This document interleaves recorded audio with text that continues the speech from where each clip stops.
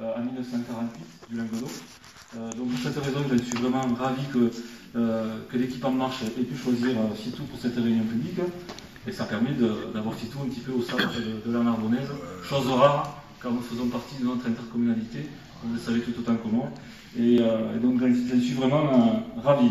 Ensuite, ça me permettra aussi de faire un peu plus connaissance avec toute l'équipe d'En Marche en général, mais notamment aussi je suis fier de pouvoir accueillir mon ami Alain Péréa et Joël Castani qui s'est bien sûr associé à cette opération et à cette réunion publique.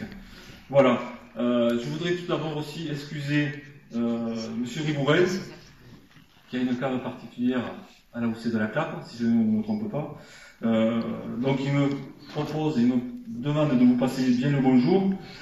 C'est quelqu'un qui est de tout cœur avec nous, qui est très bavard, et finalement c'est pas plus mal qu'il n'y en ait qu'un pour vous expliquer la viticulture, c'est-à-dire Joël. Donc voilà, et c'est quelqu'un qui pourra vous expliquer le devenir et l'avenir de la viticulture sous la vision macro.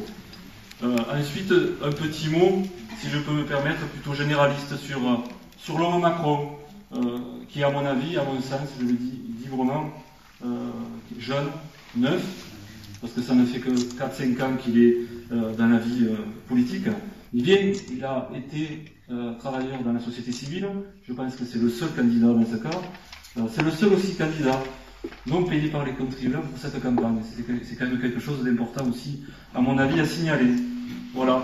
Et là où je me reconnais derrière ce bonhomme, cet homme, c'est dans l'idée de la fin de la politique bipolaire de la France depuis une cinquantaine d'années, qui à mon avis n'est pas une avancée en soi. Moi je suis simplement un élu local, maire de Fitou depuis 2014.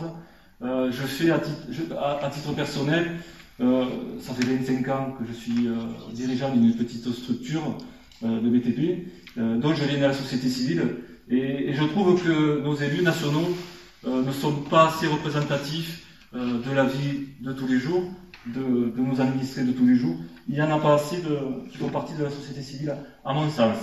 Voilà. Donc, dans les idées qu'a mis en avant Emmanuel Macron, c'est vrai que cette idée de pouvoir faire rentrer des hommes et des femmes de la société civile, c'est une chose qui, à mon sens, est très importante.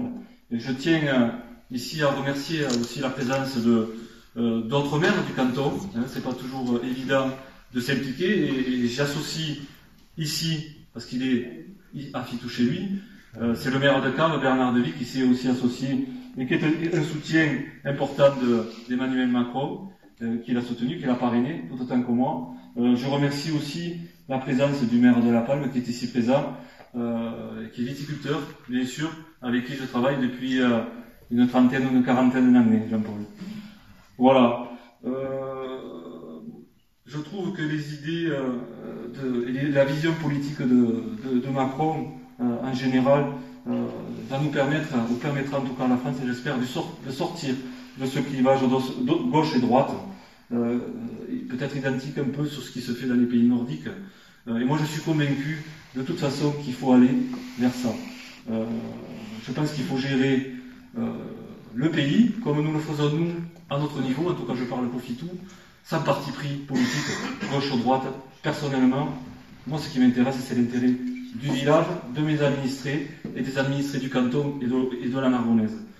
Et je reste aussi encore plus convaincu qu'on peut autant faire du social que faire de l'économie. Je pense que les choses sont liées, tout est lié.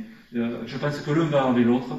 Il faut de l'investissement pour faire de l'économie, faire travailler les entreprises, mais aussi ça nous permettra de dégager des excédents et faire aussi du social, parce que pour faire du social, il faut quand même dégager des marges de manœuvre pour pouvoir le faire. Voilà. Donc je vous ai tout dit me concernant, pour faire une petite introduction sur cette réunion publique. Voilà, maintenant je vais laisser la parole à David Granel. Et pour en terminer, Emmanuel Macron, je l'ai rencontré en décembre. Le hasard a voulu ça. J'ai discuté 5 minutes avec lui, quelqu'un de très simple, mais de très motivé, déterminé, pour faire de la France un beau pays, afin qu'elle retrouve une belle place au sein de l'Europe, au sein du monde. Merci.